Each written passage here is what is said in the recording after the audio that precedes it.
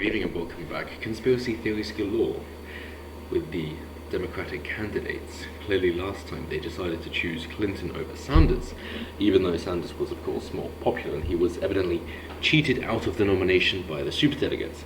And it seems that there is a similar thing happening here, seeing as we've just had the Iowa caucus and you've had the shadow organization. Yes, I mean, this is by Mayor Cheat, as he's now called. That's Mayor Pete Buttigieg. He's gay, so why not have a cheap joke of Buttigieg? That he was part of the people behind the shadow organization, which is in order to track the voting. I mean, if you wanted to sound like a conspiracy, then you can't really pick a better name than that. And that's the one that he decided to choose for his organization. And that is what just about put him above Bernie Sanders. Although Bernie Sanders seems to have received actually more votes after their whole technical difficulties, because it seems for whatever reason they don't want to say Bernie Sanders is leading. And I really don't understand why they don't like Bernie Sanders. He is a self-proclaimed democratic socialist, which just means a socialist who's democratically elected. So basically, once they're democratically elected, they change the system so that socialism always stays. That's the idea behind it. That you go in using the current system, and once that system is, once you are in power, you change the system in place so that your ideology propagates forever until the people revolt and there's a violent revolution, ordinarily, or the country just falls apart, and therefore people realise that it doesn't work, at least for their generation. Which is why Venezuelan immigrants into America will never vote for Bernie Sanders, because they understand socialism is, to use their own words, a toxic ideology, and will just lead to the ruin of whatever country it is implemented within. So, seeing as Bernie Sanders is the biggest spender of the Democratic candidates, he wishes to raise the taxes more than anybody. I mean, he's not as far as Elizabeth Warren, I suppose, having a wealth tax. It is to say, if you own assets over whatever amount they wish to say, I believe it's 50 million at the moment, they will take 1% of that. That isn't income, that is just your wealth. So if it was left to them, they would tax you until you only have $50 billion. That would be your upper income. And of course, bear in mind, most of the estimates of net worth, and they are estimates, they are not actually accurate, given that they are liquid. That is to say that your capital value is based in the stocks that you have at the time, and of course those stocks change value, that they take a value of those and say, well, okay, that is now your net worth. And that's how Jeff Bezos and Bill Gates vie for top richest person in the world, except for Gaddafi, who was probably the richest person ever. But aside from him, then yes, you have these people, and so it's like, okay, so in that case they have to sell their stock until they're worth less than 50 billion. But of course, by selling it, people are going to think, like, well, what the hell's happening? Maybe we should sell it as well, and that's probably going to crash the company. So it's a stupid idea, but anything socialist is a stupid idea anyway. So maybe Sanders isn't far enough that way. Maybe that's why he's not so popular. But as far as taxing people more who are successful in order to pay for people who have taken stupid degrees, yes, that is my take on forgiving student debt. He wishes to do that. Childcare, pensions, and he's now joined in with the intersectional Marxism of feminism and systemic racism and all that bullshit. It's like, yes, cool, we can agree black people are shot more than white people. Yes, definitely. Can we agree that black on black crime is the main reason for that? Because that is what the statistics bear out. Yeah, cool. Can we agree that it is because of single parent households that the black population have a particular problem with gang crime? Yes. I mean, probably not now, I don't know. I would say it's a single parent household issue, not a racism issue, in which case, if we can resolve the family issues like it was 70 years ago, then we wouldn't have this bloody problem. But for whatever reason, you want women to marry the welfare state, and you want to destroy families, and you want to continue Margaret Singer's idea of Planned Parenthood, which is for black people to abort their children, and yet apparently you're for the black people. What kind of mental gymnastics is needed in order to make this work?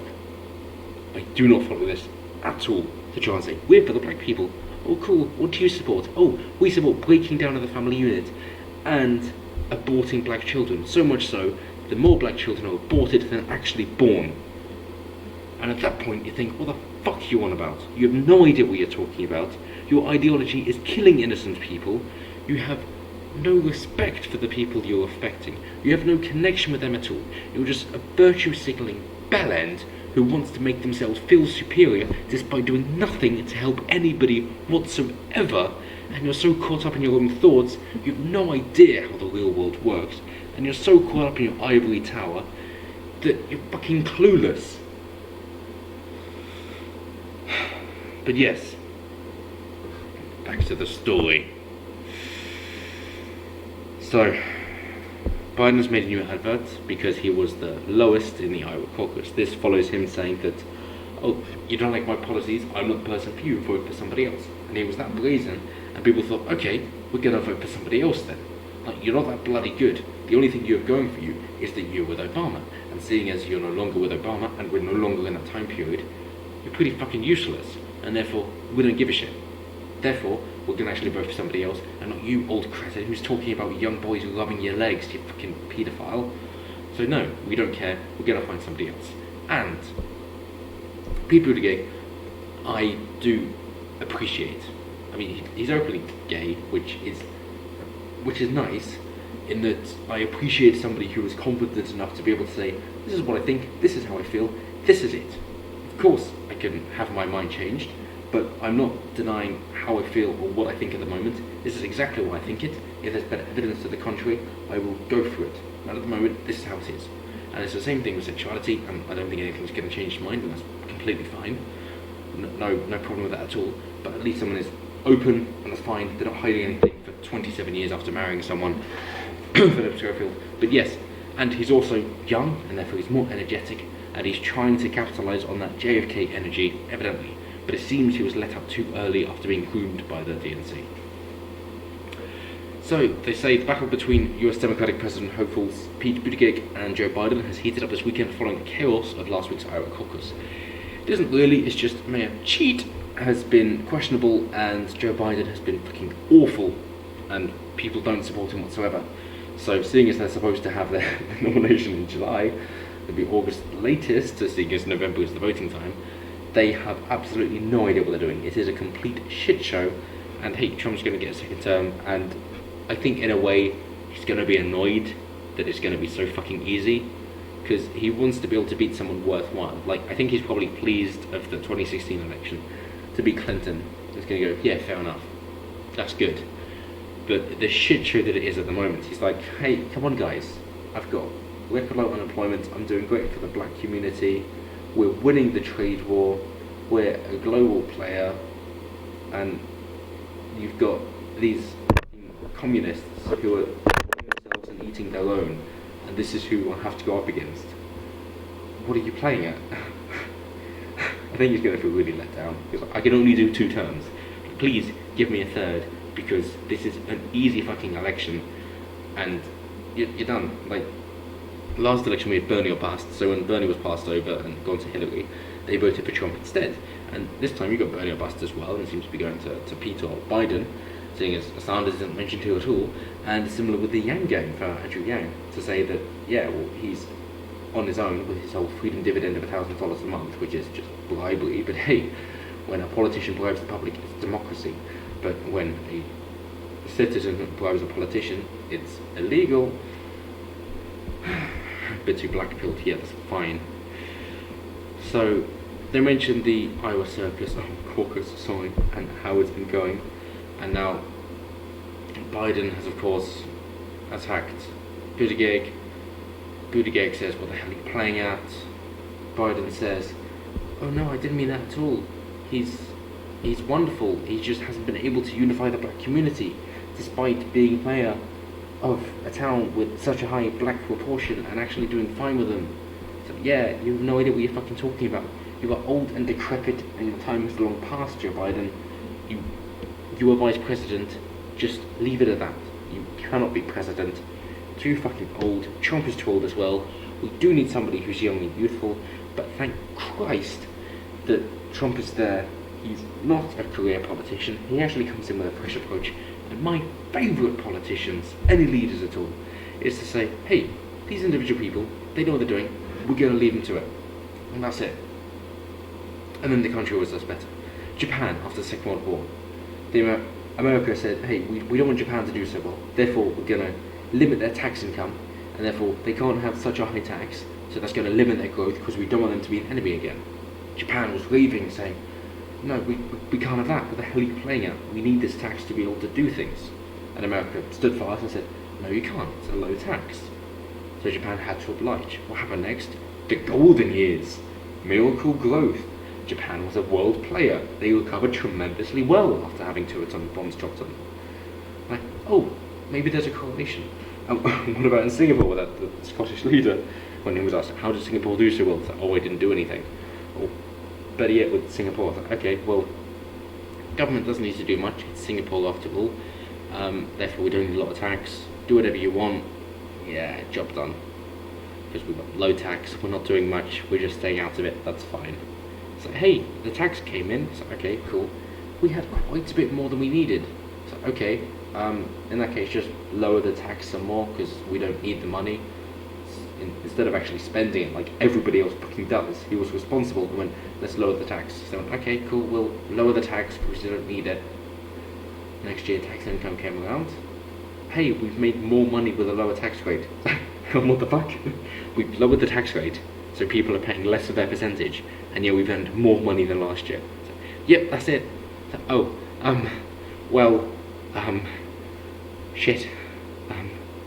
Let's chop it again, I guess, because we don't need the money. And it's ridiculous. If you're looking into the Lafferty curve, saying that a 10% flat rate would actually make that much money, Singapore is your fucking ideal case study of where to look. It is such a gold mine, and other countries should really fucking copy that. Instead of saying, oh, the government knows best, say, yeah, hey, we're gonna make you pay for war, for abortion, for the death penalty. Any of those three, maybe you think abortion is murder, the army is murder, or the death penalty is murder. Any of those, we're gonna force you to pay for it. And if you don't pay for me to murder someone, I'm going to imprison you and take you away from your family. But apparently that's morally just. So yes, back to the story. Biden and Buttigieg don't get on.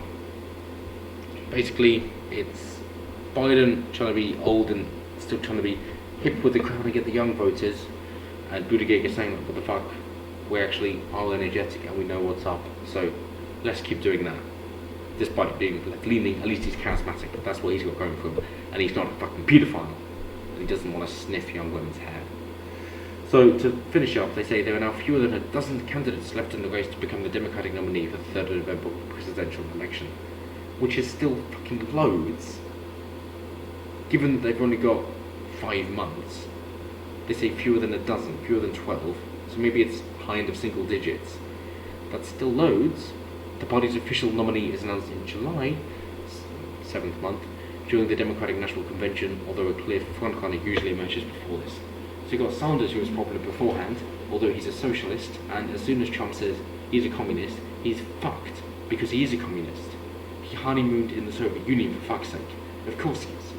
And for some reason people think he is nice and consistent, even though he kowtows to the radical left and he changes his opinion just to match with their Marxist ideology. So if that's what he was always like, then he's never said it, and now he's saying it. Either way, can't be trusted. He's not consistent. I don't give a shit. Yang Gang is saying, oh, AI is going to be the new problem. It's like, yeah, people said the same about the agricultural revolution, the industrial revolution, the technological revolution, the internet revolution, any of that. And it's never been the case. I don't believe you either. So you can fuck off, saying $1,000 a month. No, again, you're just socialist. Biden trying to say, oh, we're going to go back to Obama. Well, Obama was actually pretty shit, and Trump's clearly done a better job, even in terms of helping minorities get jobs. So, oh hell no. Elizabeth Warren saying they want to tax the wealthy of the amount that they own in total. That, no, that's clearly a stupid idea, because you're going to tank the US economy by destroying the most successful businesses, which are employing loads, even though AOC, Alexandria Ocasio-Cortez, didn't want Amazon to set up in New York because they were going to be given a tax break, so they didn't have to pay such a high percentage, just because the amount they were bringing in was so high. They again, flat tax rate, no exceptions, would be fucking perfect, but nonetheless, can't happen. So she said no to them in New York, and of course the people who voted her in like, what the fuck are you talking about? This would have paid for our subway, but you're saying no. What are you doing? And she seemed to think that it was giving them money instead of just taxing them less. Apparently she's got a degree in economics. But anyway, so that's Warren's plan. And then who else have you got as a worthy contender? That's really about it, to be honest. So none of them have got a chance. Some say Buttigieg because he's charismatic. Some say Slanders because he seems to have the most grassroots support. But as soon as he's called out as the communist that he is, he's fucked. Because America isn't going to vote communist. Because they still understand that communism is a fucking ridiculous ideology. And in case you haven't seen it, but I'm sure anybody who watches the channel has seen hers as well, because she's much better than me, Daughter of Albion, Gulags, that will put the notion to bed about communism. No doubt about it.